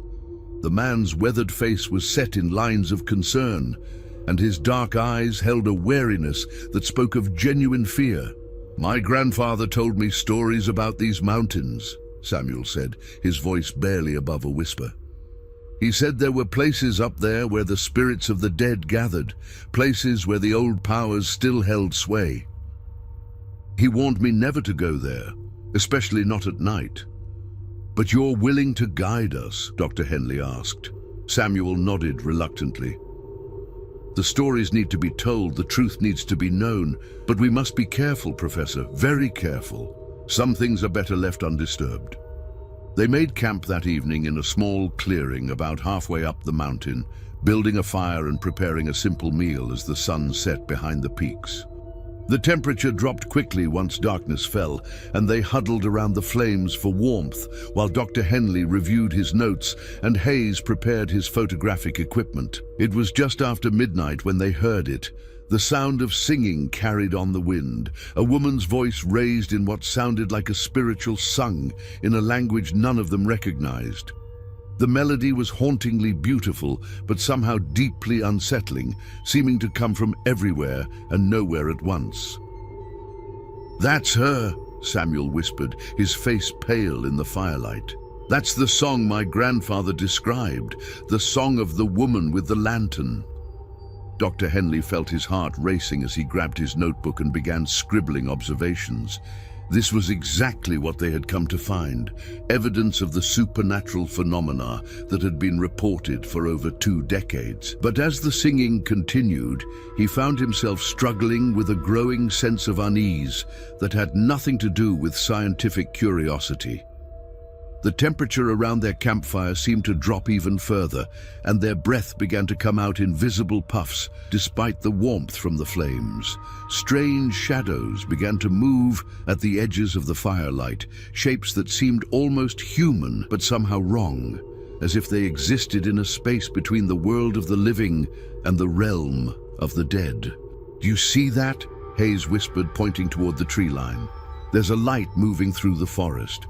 They all turned to look in the direction he indicated, and sure enough, there was a glow moving between the trees, not the warm yellow light of a normal lantern, but a cold blue-white radiance that seemed to pulse with its own rhythm. As they watched, the light began to move toward their campsite, weaving between the tree trunks in a pattern that seemed almost like a dance. "Should we run?" Morrison asked, his voice tight with fear. Dr. Henley shook his head, though his own hands were trembling as he continued to take notes. "We came here to document this phenomenon. We need to see it through." The light drew closer, and gradually they could make out the figure carrying it, an elderly black woman dressed in simple clothes that seemed to be made of shadow and starlight. She moved with a fluid grace that defied her apparent age, her feet making no sound on the forest floor, and her eyes burned with an inner fire that spoke of knowledge and power accumulated over decades of existence beyond the normal boundaries of life and death. "Good evening, gentlemen," the woman said as she stepped into the circle of their firelight.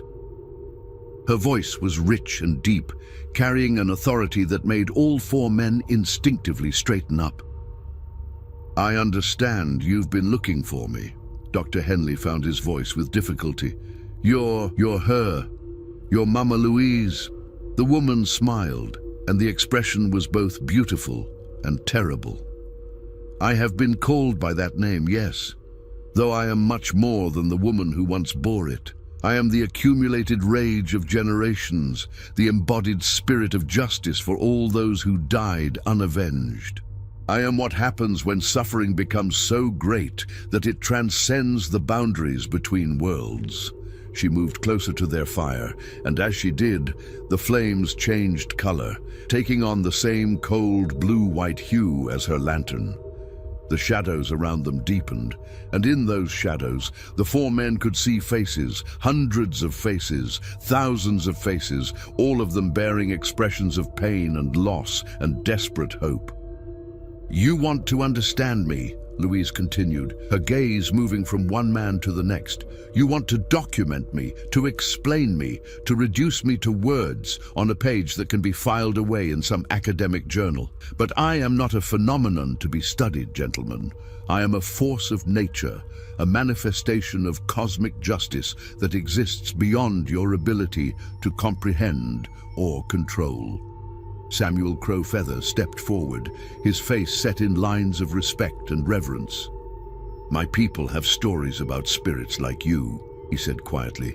"Spirits who arise when the balance of the world has been disturbed, who work to restore harmony between the living and the dead. We honor such spirits, even as we fear them." Louise turned her attention to the Cherokee guide, and her expression softened slightly. "Your people understand what these others do not," she said. "They understand that some things exist beyond the realm of human knowledge, that there are forces in this world that cannot be measured or catalogued or explained away. Your grandfather was wise to warn you about these mountains. But why are you here?" Dr. Henley asked, his scientific curiosity overcoming his fear. "The war is over. Slavery has been abolished. The system that created you has been destroyed." Louise laughed, and the sound was like wind through a graveyard. "Has it? Has it really? Look around you, Professor. Look at the world you live in. The chains may be gone, but the hatred remains. The laws may have changed, but the hearts of men have not. There are still those who profit from human suffering, still those who believe that some people are worth less than others, still those who use their power to oppress the innocent." She gestured toward the shadows that surrounded them, and the faces within those shadows became clearer, more distinct. Dr. Henley could see that they were not all from the antebellum period. Some wore the clothes of more recent times, their faces bearing the marks of violence and injustice that had occurred long after the end of slavery. "As long as there is injustice in this world," Louise continued, "as long as there are those who would oppress others for their own gain, I will continue to exist. I will continue to walk these mountains, seeking out those who have escaped earthly justice and ensuring that they face a higher court. I am eternal now, Professor. I am the embodiment of a principle that transcends time and space and human understanding." Hayes, who had been quietly setting up his camera equipment, suddenly spoke up. May I photograph you? For the record." Louise turned her attention to the photographer, and for a moment her expression was almost amused. "You may try," she said, "but I think you will find that some things cannot be captured by mortal devices." Hayes triggered his camera's flash, and for an instant the entire clearing was illuminated by brilliant white light. But when the afterimage faded from their eyes, they saw that the photographic plate had captured nothing but empty forest, no sign of Louise, no trace of the supernatural phenomena they had witnessed. "I told you," Louise said, her voice carrying a note of gentle mockery. "Some things exist beyond your ability to document or prove. I am real, but I am not of your world. I exist in the spaces between life and death, in the realm where justice and vengeance meet." Dr. Henley continued to scribble notes, trying to capture every detail of the encounter. "What happens now?" he asked. "What happens to you when your work is done?" Louise was quiet for a long moment, her gaze turning toward the peaks that rose above them into the star-filled sky. "My work will never be done," she said finally. "As long as human beings exist, there will be those who choose cruelty over kindness, oppression over justice, hatred over love. I will be here to balance the scales, to ensure that no crime goes unpunished, no victim goes unavenged." She began to move away from their campfire, her lantern casting its eerie light across the forest floor. "But perhaps," she added, her voice growing fainter as she retreated into the shadows, "perhaps someday the world will change enough that spirits like me are no longer needed. Perhaps someday justice will be so common, so universal, that the dead will no longer cry out for vengeance. That is a day I would welcome, even if it means my own extinction." "Wait!" Dr. Henley called out, rising to his feet. "There's so much more I need to know. So many questions." But Louise was already disappearing into the darkness, her form becoming translucent and insubstantial. "Some questions are not meant to be answered," her voice echoed back to them. "Some mysteries are meant to remain mysterious. Be content with what you have seen, Professor. Be grateful that you have witnessed something that exists beyond the boundaries of your understanding." The light of her lantern flickered once, twice, and then went out, leaving the four men alone around their campfire, with only the memory of what they had experienced. They sat in stunned silence for a long time, each trying to process what they had witnessed, each struggling to find words for something that transcended human language. "Did that really happen?" Morrison whispered finally. "Doctor?" Henley looked down at his notebook and saw that the pages were blank. Every word he had written during the encounter had vanished, leaving only empty paper. Hayes checked his camera equipment and found that all of his photographic plates had been mysteriously exposed, showing nothing but white light.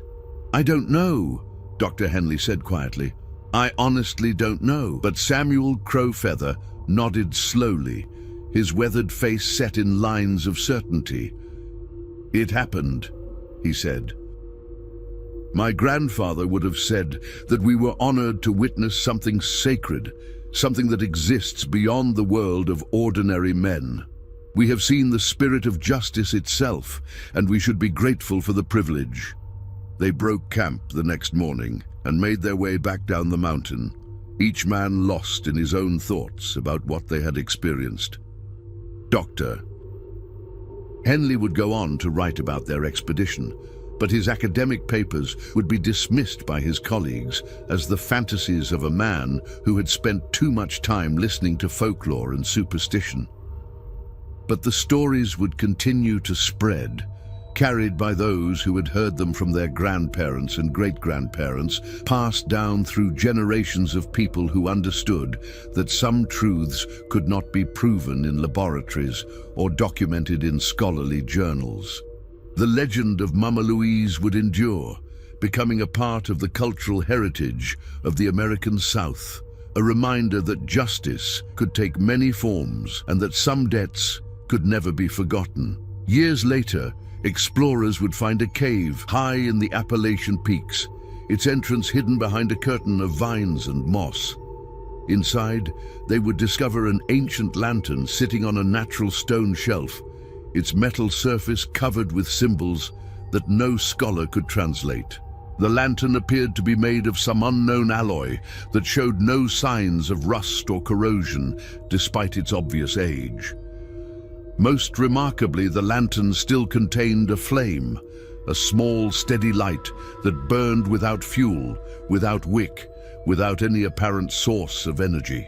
The flame was cold to the touch, giving off no heat despite its brightness, and it cast shadows that seemed to move independently of any physical objects. The explorers would try to remove the lantern from the cave, but they would find that it could not be moved. It seemed to be anchored to the stone shelf by forces beyond their understanding. They would document their discovery, photograph it, study it with every scientific instrument at their disposal, but they would never be able to explain how or why it continued to burn.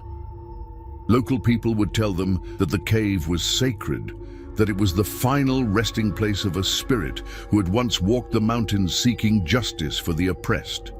They would say that the lantern would continue to burn as long as there was injustice in the world, that it served as a beacon of hope for those who had nowhere else to turn. And on certain nights, when the wind was just right and the moon was dark, travelers in the mountains would swear they could hear singing coming from the direction of the cave, a woman's voice raised in an ancient spiritual, calling out across the darkness to all those who had suffered and died without seeing justice done. The light would never go out, they said. As long as there were wrongs to be righted, as long as there were victims who cried out for vengeance, as long as there were those who would oppress others for their own gain, the lantern would continue to burn. And somewhere in the space between life and death, between the world of the living and the realm of the spirits, Mama Louise would continue her eternal vigil, ensuring that no crime went unpunished and no victim went unavenged. The legend had become something more than folklore.